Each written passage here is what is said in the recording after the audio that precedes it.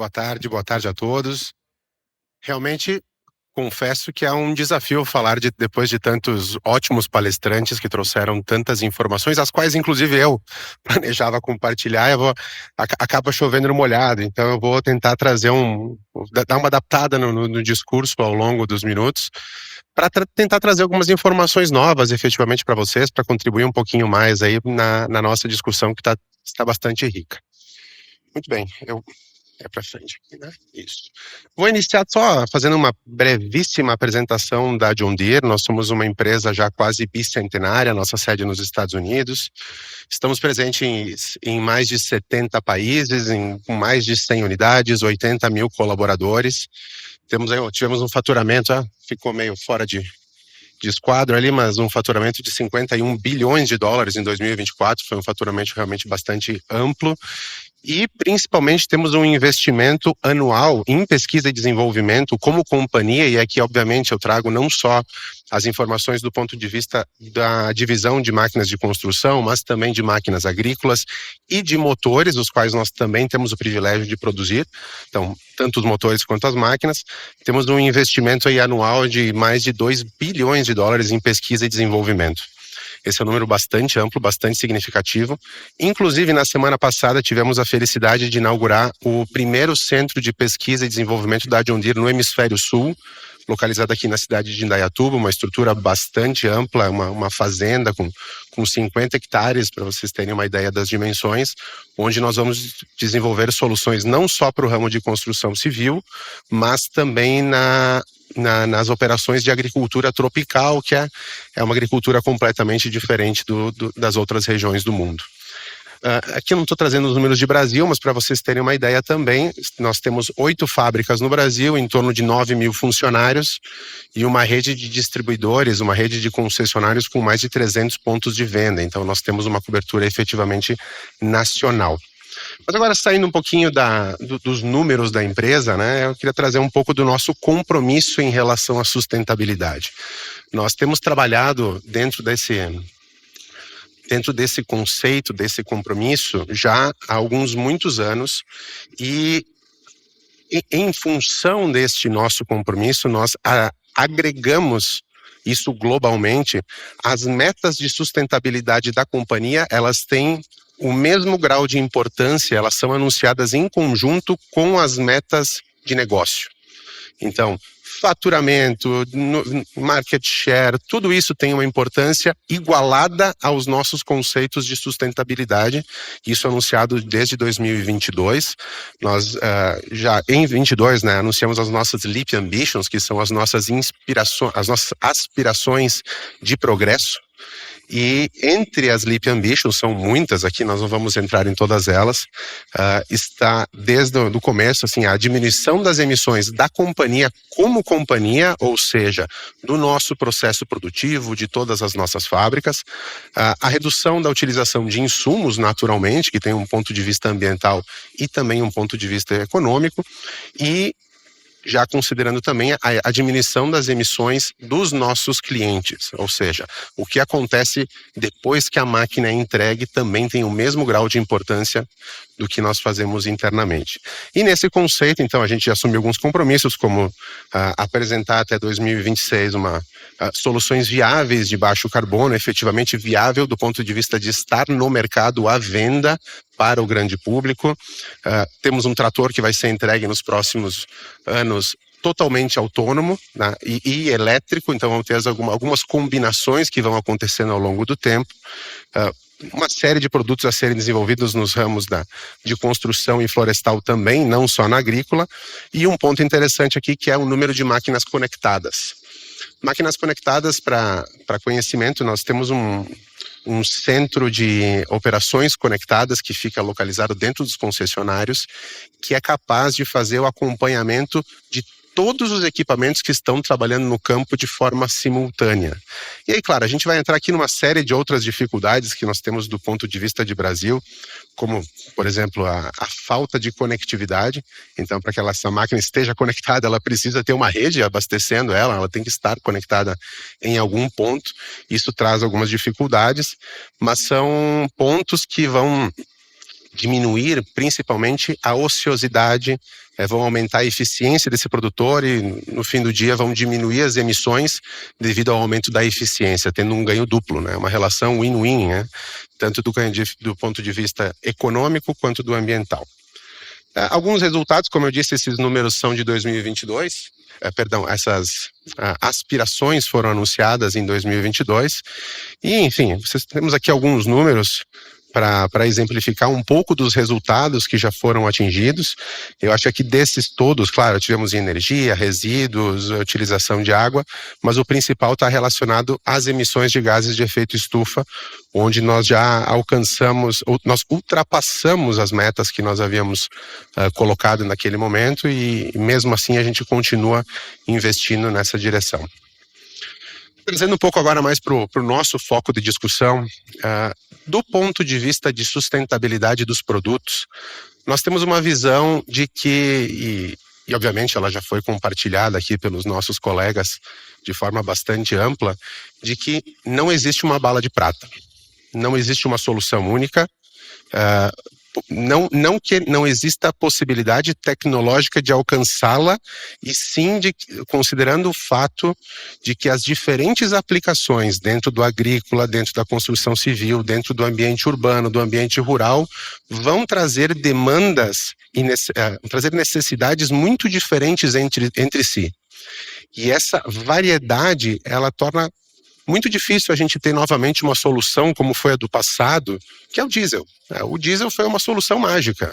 Ela conseguia atender todas as necessidades com uma logística muito fácil, uma distribuição fácil, uma tecnologia acessível a muitas empresas ao mesmo tempo e um conhecimento por parte dos clientes daquela utilização também que foi se consolidando. E na mesma linha a gasolina, aí nos leves e tudo mais, com sistemas muito parecidos, obviamente dentro do motor tem diferenças importantes, mas para o usuário, ele que chega lá, abastece, liga o motor e sai utilizando, muda muito pouco.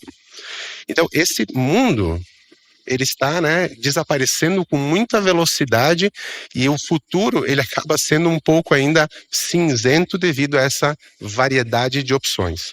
Então dentro dos conceitos que nós temos trabalhado, a gente tem trazido que precisamos ter motores a combustão mais eficientes, ou seja, entendemos que existirá uma permanência dos motores a combustão interna por um período.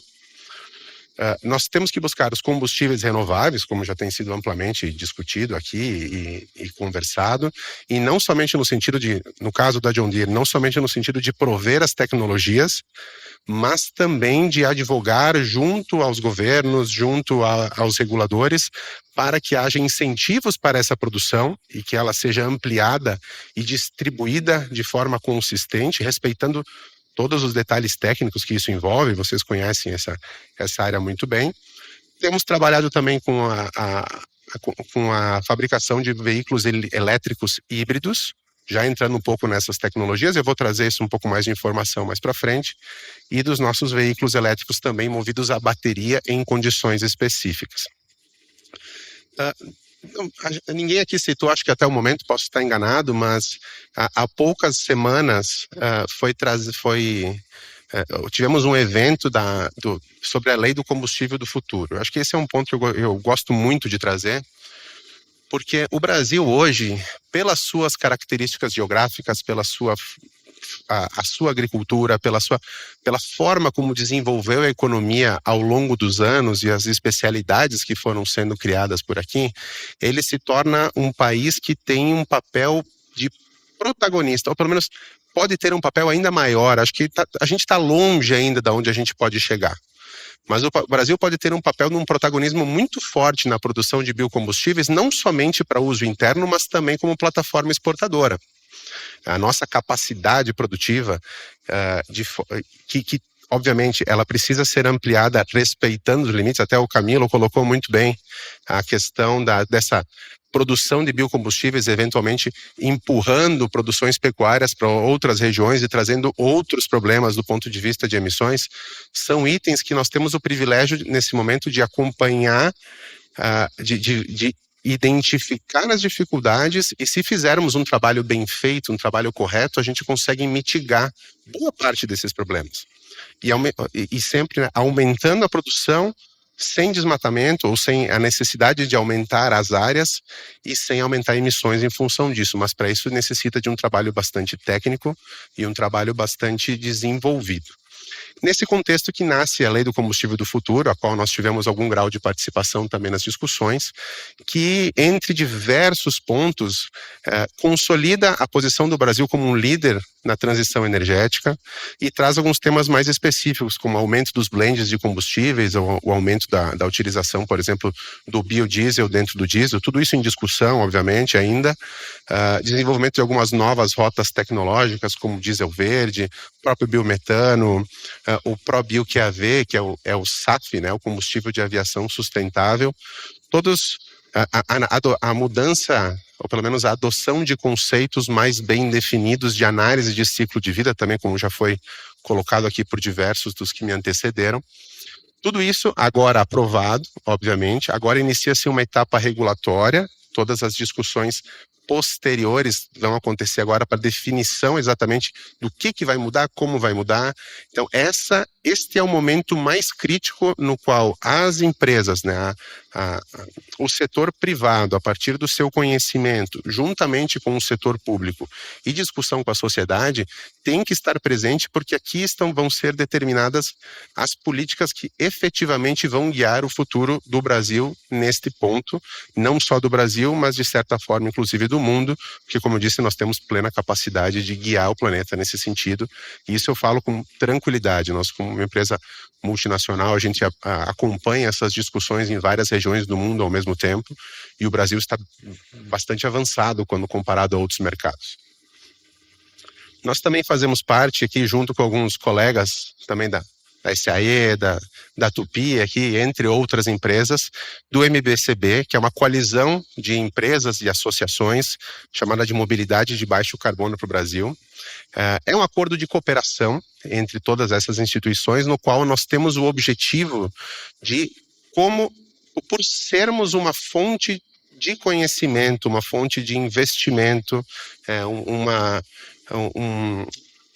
pessoas que têm muita experiência dentro desse ramo, nós nos unimos no sentido de educar, de estudar os temas, educar o poder público, comunicar sobre combustíveis sustentáveis de forma mais eficiente, de efetivamente tirar todas essas discussões das salas fechadas, destes âmbitos muito especializados, como normalmente isso acontece, e efetivamente educar o externo em relação a prioridade, em relação à importância. Então, aqui, como disse, junto com outros colegas, nós fazemos parte desse grupo, que é uma ação muito inovadora, muito recente, tem menos de 1 ano de atuação.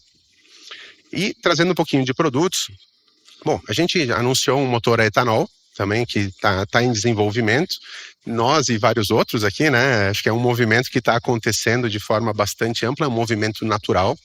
O etanol no Brasil tem altíssima disponibilidade, existe um apelo do ponto de vista, inclusive financeiro, né? Porque quando a gente está falando de usinas de cana-de-açúcar, eles podem utilizar o próprio combustível que eles produzem nas suas unidades para abastecer os seus tanques, mas também nós temos o RenovaBio. Não sei o quanto vocês conhecem do RenovaBio, mas é um programa, é um mercado de carbono compulsório para os produtores, no qual os produtores de biocombustíveis têm acesso e eles têm os seus créditos comprados pelas distribuidoras de combustível. Isso já está funcionando há algum tempo, tem demonstrado um sucesso, né? Os valores têm sido atraentes, é algo que foi bem desenhado e está tendo uma aplicação muito, muito bem feita do nosso ponto de vista. E, obviamente, o motor a etanol ele entra nesse conceito como sendo algo que vai poder aumentar ou diminuir, perdão, a pegada de carbono desses produtores dentro desse conceito também do RenovaBio, além da sustentabilidade. Temos uma outra iniciativa que já foi anunciada há algum tempo, nós temos uma parceria com a AMAGE, que está testando diversos dos nossos equipamentos com o uso de biodiesel 100%. É uma iniciativa de larga escala, já está acontecendo já há algum tempo, os resultados são melhores que o esperado. Nós já sabíamos que as nossas máquinas são adaptadas para o B100 já há muito tempo. Nós temos estudos internos muito anteriores a isso, na verdade, mas uma aplicação em larga escala com um cliente importante, como é o caso, realmente nos traz ainda um sentimento ainda de mais confiança e mais segurança do quanto esta é uma solução possível. Claro que aqui traz alguns pontos de atenção. Quando a gente fala de biodiesel, especialmente o biodiesel 100%, e no caso do Brasil um biodiesel por transesterificação, é um combustível que precisa ter um manuseio adequado, tem que ter, né, um controle da entrada de água ali, ele é muito higroscópico, todos os itens que já foram citados aqui, mas eu gosto de citar sempre nas falas que, ok, o B100 funciona muito bem, desde que ele esteja bem armazenado, que ele tenha pouco tempo de produção, ele tenha sido produzido há pouco tempo, e esteja, enfim, que ele encontre as condições adequadas para tal. Se for possível cobrir todas essas necessidades, perfeito, ele é a solução. Mas nós temos uma questão cultural aqui muito importante, que é o fato do diesel ser um combustível, o diesel fóssil, ser um combustível tão versátil. Os clientes que têm armazenamento próprio, eles não criaram grandes sistemas de armazenamento. Eles estão muito acostumados a... Joga o diesel lá, abastece no tanque da fazenda, abastece no tanque do site de construção e não tem problema, não precisa de mais muito cuidado, é só abastecer na máquina. Quando a gente fala em maiores blends de biocombustível ou num B100, isso não é mais verdade. Então essa é uma ressalva muito importante que a gente tem tentado levar para o governo também. Ok, vamos aumentar os blends? Perfeito, estamos de acordo, mas cuidados adicionais são necessários. Da forma como está hoje, não deve funcionar. Trazendo um pouquinho de produto aqui de forma muito rápida, eu sei que já estou no finalzinho aqui do meu tempo. Nós temos desenvolvido nos Estados Unidos, então, agora, uma escavadeira elétrica, escavadeira de pequeno porte, respeitando todas as dificuldades que nós sabemos em relação à autonomia, em relação ao tempo de recarga. Então, como eu disse, não existe a bala de prata.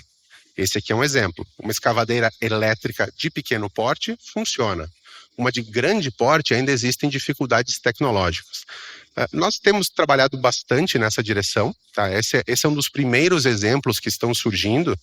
Nós, em 2022, adquirimos uma empresa austríaca chamada Kreisel, que é um fabricante de baterias que tem um sistema de produção e um sistema de configuração interna das baterias muito diferentes das tradicionais, que consegue trazer algumas vantagens importantes. Nós adquirimos essa tecnologia e estamos colocando essa tecnologia dentro dos nossos produtos. Então as nossas baterias não são as de prateleira, elas têm uma condição especial já desde o início, e esse aqui é o primeiro dos exemplos. E nós estamos trabalhando também muito dentro da área de construção civil na questão da hibridização, então das combinações de motor a combustão com transmissões elétricas ou com outras formas de trabalho. Um exemplo aqui, uma pequena animação, não sei se ela vai funcionar, perfeito. Esse é um trator de esteira, né? Então aqui é uma das possibilidades. Está funcionando sim. Da forma como essa construção acontece, né, e é uma aplicação específica para o trator de esteira devido à sua condição de trabalho. O trator de esteira é um trator que ele freia automaticamente, né? O próprio peso já serve de freio. Então, por um caso de um trator de esteira, motores elétricos conectados diretamente na roda, abastecidos por um gerador tocado por um motor a combustão, funcionam muito bem.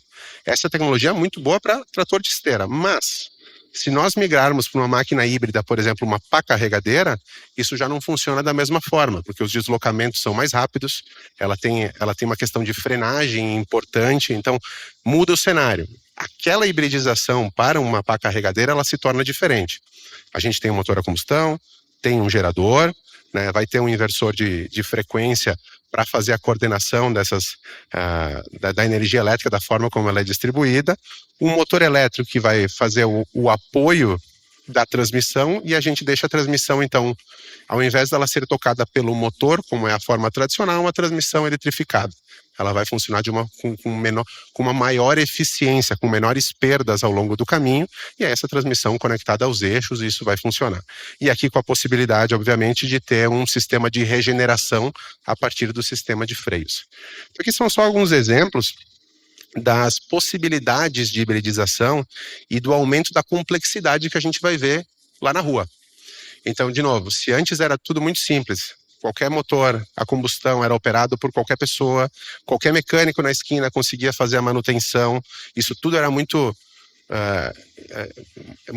correndo muito no sangue das pessoas. O que nós vamos ver a partir de agora, e já estamos começando a ver isso naturalmente, são mudanças substanciais na forma de utilização, na manutenção, nos cuidados. Então, as questões culturais, esse é um ponto que eu fico frisando muito, elas vão ter um papel muito determinante no futuro, porque é a cultura do cliente, é a cultura da utilização. E eu vou trazer um ponto a mais aqui que não está citado nos slides, que é uma preocupação também que nós temos trabalhado com bastante força, é que, muito bem, nós estamos muito acostumados a falar de inovação, muito acostumados a falar sobre novos produtos, sobre aumento de eficiência, isso e aquilo, mas vou pegar um número do agrícola, só para vocês terem uma ideia. Nós temos uma frota de máquinas agrícolas de um pouco menos de 2 milhões de máquinas no Brasil hoje em operação. Dessas 2 milhões de máquinas, um pouco menos de 40% tem menos de 10 anos de uso. Os outros 42%, 45% têm mais de 20%. Então a gente fala de uma agricultura, né, usando o exemplo do agro, pujante, extremamente eficiente, efetiva, todos esses números que a gente vê de balança comercial e tudo mais, produzidos com uma frota com mais de 2 décadas. Ou seja, as possibilidades que nós temos de diminuição de emissões através do aumento da eficiência pela substituição dessas máquinas são enormes. São enormes. Desculpa, eu não lembro quem de vocês falou mais cedo da diferença entre um motor Euro 2 para um Euro 6. É brutal. E nós temos ali, esses motores todos que eu falo para vocês de máquinas agrícolas são motores não emissionados, não havia nenhum sistema de controle naquele tempo, e muito menos por serem motores mecânicos, não eram nem motores eletrônicos, essa preocupação, ou mesmo o nível de controle de consumo de combustível. Então, existe uma oportunidade enorme de renovação de frota, e é impossível termos qualquer tipo de renovação de frota ou de incremento de tecnologia ou de mudança cultural sem uma política de crédito adequada por parte do sistema financeiro. Acho que esse é um ponto que talvez não seja o fórum mais adequado para discussão, mas é um ponto que também, sempre que nós ouvirmos falar sobre tecnologia, sobre renovação, temos que pensar também como essa máquina, esse equipamento vai chegar lá na ponta, quais serão as condições para aquisição. Será que esse incremento de custo que essas novas tecnologias, ao menos no primeiro momento, vão gerar, e de novo, se não for economicamente viável, é muito mais difícil chegar na ponta, por que a gente não tenta compensar isso de uma outra forma, através das políticas de crédito?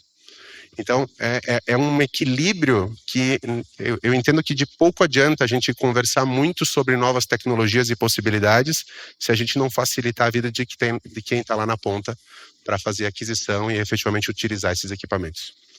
Com isso, concluo minha fala, agradeço muito a atenção de vocês e fico à disposição aí para as perguntas na sequência. Obrigado.